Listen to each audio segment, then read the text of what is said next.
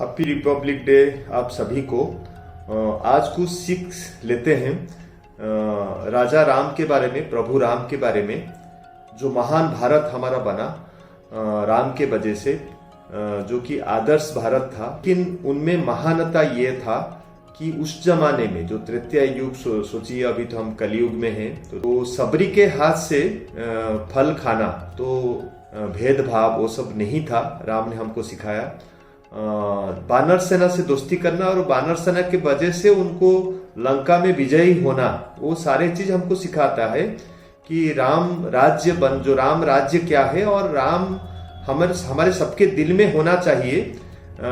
तो उस रिलेटेड आज के जमाने में, जैसे कि आज रिपब्लिक डे हम कर रहे हैं, और रिपब्लिक डे में डॉक्टर भीमराव अंबेडकर हमको दिमाग में आ जाते हैं, तो उनसे हम भी सीखेंगे। उनका आज किताब के बारे में एक किताब है वेटिंग फॉर ए वीसा, उसके बारे में उनका जीवन कथा है, जिस बायोग्राफी हो उसमें कुछ लिखा गया है, आज वो सीखेंगे हम लोग। तो राम राज्य बनने के लिए ये सबके दिल में रहना चाहिए कि हमको कैसा सीखना है, कैसा रहना है। जो सबरी का एग्जाम्पल से, सबरी का नाम ही लेने से, बानर सेना का नाम ही लेने से हमको राम याद आ जाते हैं। तो हाय, मेरा नाम मेराज है। मैं एक certified diabetic reversal and weight loss coach हूँ।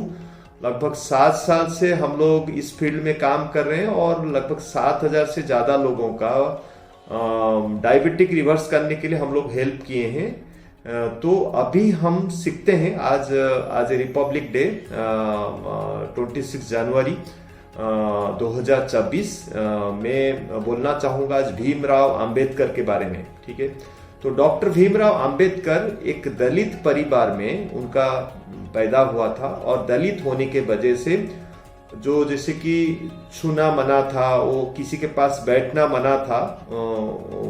उस टाइम में आप सोचिए कैसा हालत रहेगा।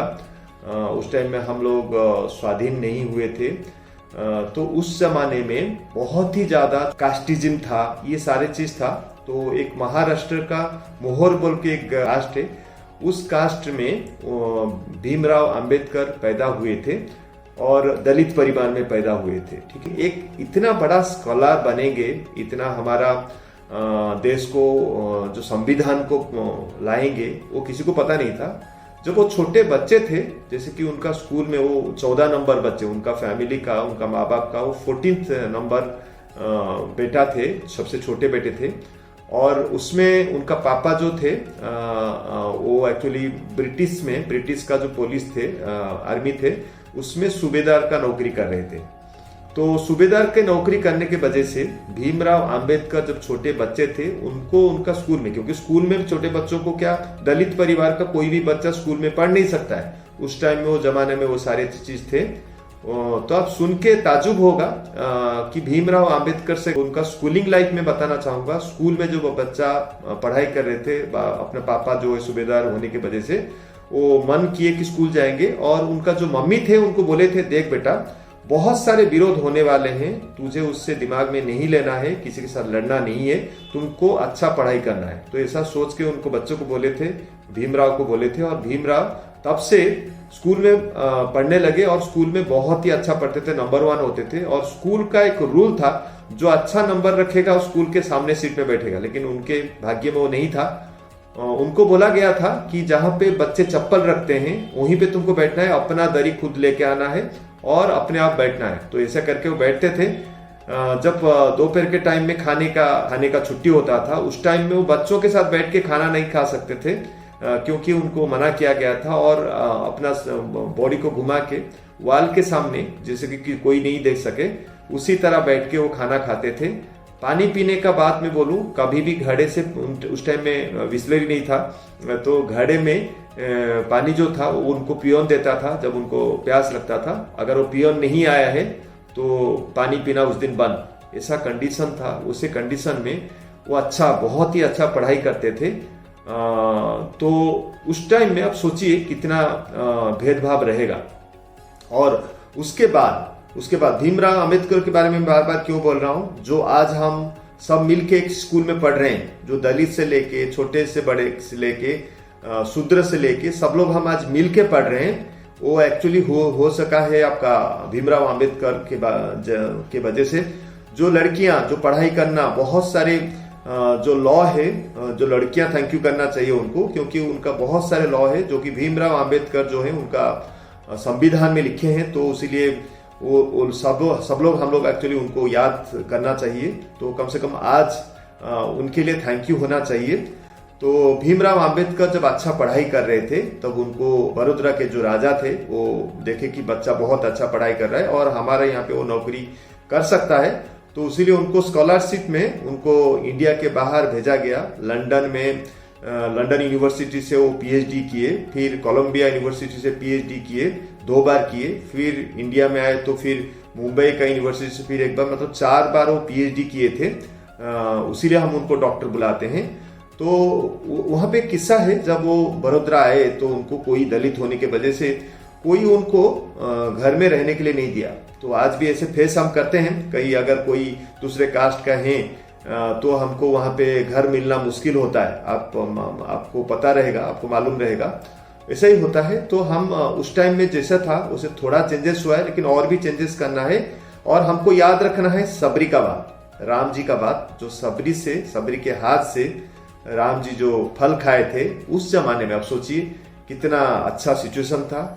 तो अगर हमको राम राज्य बनाना है तो ये सारे चीज हमको ध्यान में रखना है। तो अभी चलते हैं अंबेडकर के ऊपर।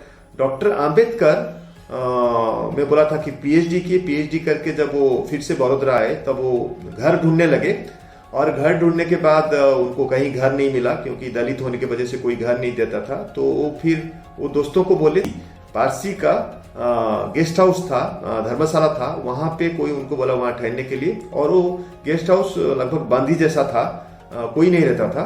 तो वहां पे कोने में उनको जगह मिला, और जो धर्मशाला का जो मालिक है उसको पता नहीं था कि ये दलित है बोल के। तो ऐसा करके वो रुकने लगे। एक दिन सुबह वो जो धर्मशाला का मालिक है गुस्से में आके बोला कि आप दलित हो, आप हमको बताए क्यों नहीं हो ना, आप कभी पूछे भी नहीं है। तो ऐसा सोच के रुके, बोले कि ठीक है आप अपना नाम चेंज करके कुछ दिन रह सकते हो, ऐसे करके बोले। लेकिन उसके बाद उनको बहुत विरोध हुआ, तो उनको वो घर छोड़ने के लिए बोला गया कि नहीं, आपको नहीं रह सकते हैं। तो ऐसा करके वो उनको निकलना पड़ा। तो करेंगे भी क्या, क्योंकि घर तो कोई नहीं देता। तो उनके बहुत अच्छे दोस्त थे, कुछ हिंदू दोस्त थे, कुछ क्रिश्चियन दोस्त थे। उनको बोले भाई मेरे लिए कुछ करो। तो जो हिंदू दोस्त बोले देखो मेरा तो कोई भेदभाव नहीं है, क्योंकि वो उनके साथ पढ़ाई करते थे, जो लंदन में पढ़ाई करते थे। उन्होंने बोला कि नहीं मेरा कोई विरोध नहीं है, लेकिन अगर तुम जाओगे हमारे घर जाओगे तो वहां पे हमारे जो काम करने वाले हैं वो घर छोड़ के चले जाएंगे, वो काम नहीं करेंगे। तो इसीलिए मैं क्या कर सकता हूँ बताओ। फिर उन्होंने बोला कि सही बात है। तो फिर उनका एक क्रिश्चियन दोस्त था, उसको बोले कि देख दोस्त मेरा कोई प्रॉब्लम नहीं है, लेकिन जो मेरा बीबी है वो घर छोड़ के चली जाएगी। तो ऐसे करके कहीं घर नहीं मिला।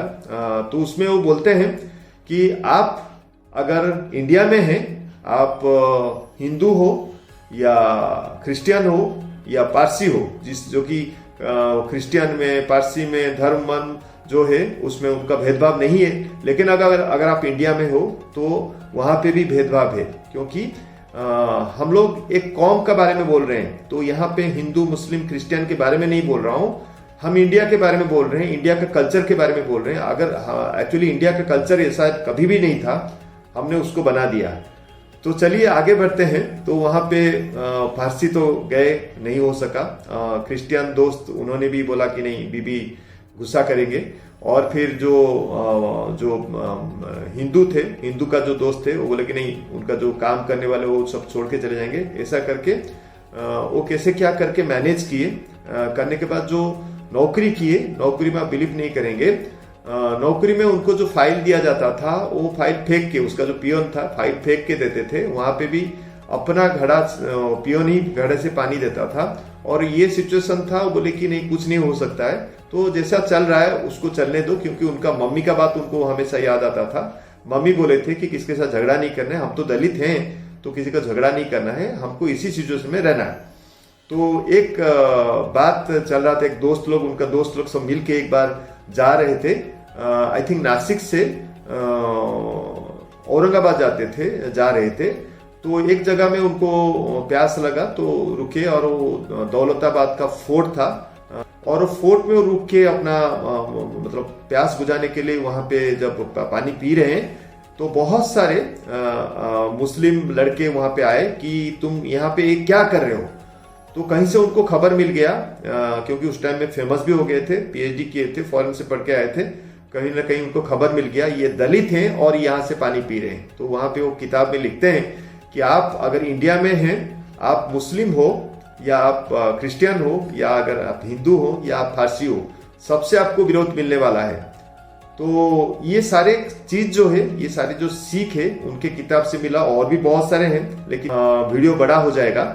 तो ये सारे से हमको सीखना है कि अभी का जो सिचुएशन है, अभी भी वो भेदभाव थोड़ा बहुत है, पूरा नहीं गया है। मैं कोई धर्म के बारे में किसी को मतलब एलिगेशन नहीं कर रहा हूं। एक्चुअली हमको सीखना है, ये राम राज्य अगर बनाना है, सभी को एक ही साथ मिलके काम करना है।